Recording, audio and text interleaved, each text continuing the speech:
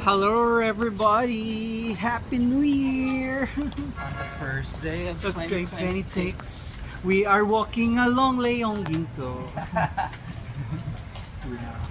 My school is closed. The first time I've seen this close. Talaga. Boarded up. Oh. Yeah. Maliwalas ngayon si ano. Ngayon ko lang na pagtuunan ng pansin si Saint Scholastica's Manila. Masyadong maaliwalas ngayon. Nag-cut ba sila ng mga branches ng trees? Yes. Now you can see the architecture. What time is it? Time check 4:40. Late na din. Kasi usually, si TTT, he gets his lunch around 2 p.m. So ngayon, kaya kami lumabas ng New Year's Day kasi may bibilin siyang mga bagay-bagay sa R Square. We shop. So, lakad kami. Pagpunta namin doon, sarado. So, binigyan naman ni R Square ang kanilang mga empleyado ng time to rest after the New Year's. So, sabi namin, diretso na natin sa green residences kasi may save more doon. May papakita lang ako. Yan. Itong ano na to, yung parking space na yan, yung gate, tapos itong building na yan, 2 decades ago or more, dyan ako Instituto Cervantes, pati si TTT. Mas mataas ang grade level ni TTT sa instituto. Ako, incoming ako. So, matagal na akong incoming. So, siya, level 10 ka na or incoming 10? Incoming 11, yeah. Okay. So, yon. Hello po. Yan, so walking tayo. Ayan. Diyan ang main entrance dati. Sinusundo ko si TTT dyan. Kasi nauna siyang nag-enroll, kaya din nasa level 10 na siya. Ako incoming level 5. Estrada Street, empty. Tapos that is Lasal area. Yarn. So si TTT, pag nagkaklase, dun pa sa dulo, sa may Arellano Street. So, let's continue our walk. Ito, bibihirang ganito. Kasi busy street ito. On a regular day. Well, pag linggo, ganun din. Pero mas tahimik pa to sa linggo. So, nandito na tayo sa Providence Tower 2000 MNL. Okay. Red doors ang kanilang branding. Tapos, to our right, that's Bellagio Residences. Chom Chom. Uy! Ano nangyari dito? Si Kanto ba to? Nakalimutan ko tuloy yung name niya. Kung kailan nawala siya, nakalimutan ko din yung name. Diba? If you don't see it, you don't remember it. Alam mo, kagabi, grabe. Kung di nyo panoorin nyo yung isang vlog ko na New Year's 2026, kita from our bintana, yung Manila, Makati, Mandaluyong side. Grabe, ang galing-galing ng mga fireworks. Tapos sabi namin ni TTT, it's the best that we've seen so far. Siyempre hindi naman every New Year nandiyan kami na witness namin. Pero kakaiba this year, parang ang dami-daming pera ng mga tao dahil super everywhere. Sabi nga ng isang vlogger na ano ba, may contest ba ang bawat barangay who has a better fireworks display. So iniisip ko either mas marami silang pera or naging mura ang mga fireworks tapos nag-improve pa yung technology. So mura na, mas bongga pa ang pasabog.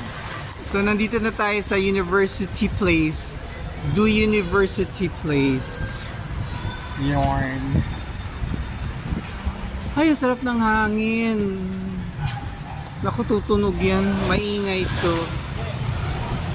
Wala tayong microphone na muffler. Oh my God, may building na tinatayo. Finally, tinatayo na din. There. Alam mo, maliit lang na lote yan. Pero now na may building na umaakyat, ang laki pala ng mailalagay mo sa kapiranggot na lupa. Look at that. Parang hindi naman residential. Parang office ang dating. Mazu-zoom? Hindi ako maka-zoom. Anyway, balik na tayo sa Taft Avenue. Kasi papunta tayong Green Residences. So ayan, that's the Taft Avenue, LaSalle area skyline. Last year kasi, sa kami? Sa Cebu, sa The Tops kami nagsalubong ng New Year. Panoorin nyo yon. Meron akong playlist dyan, nakalagay New Year's. Tapos yung The Tops na yon, ay nyo naman may tops, ay nyo naman na may bagong tops na binuksan. Pero ang bala ko lang talaga last year sa Cebu, chill lang.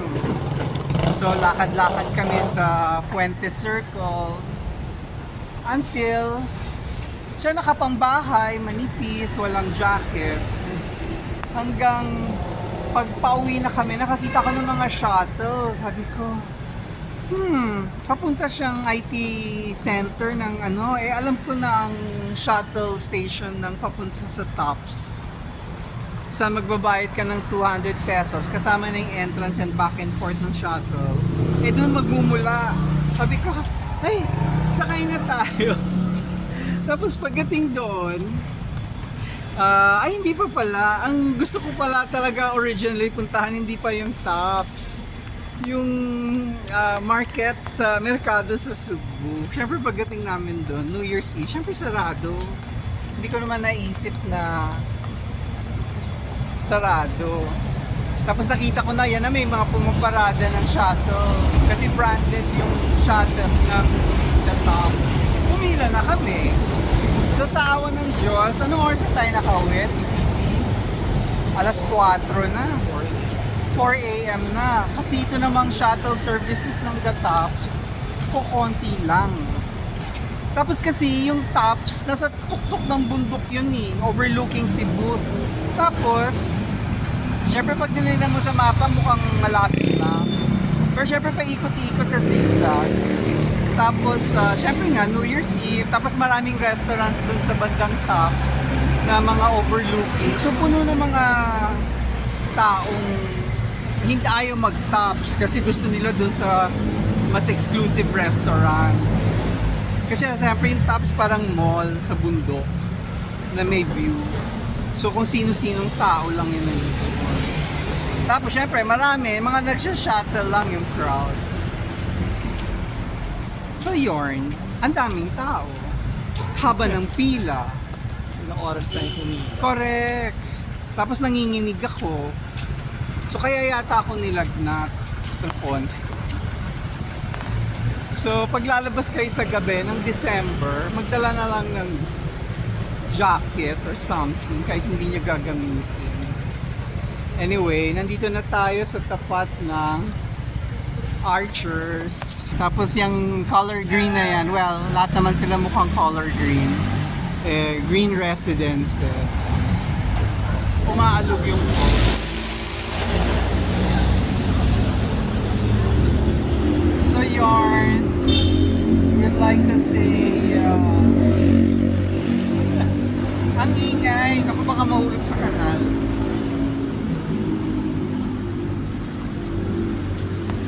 So yun, magbababay na kami. Naway bukas ang Save More, pero 4 o'clock bukas na siguro yan. Diba? Kasi may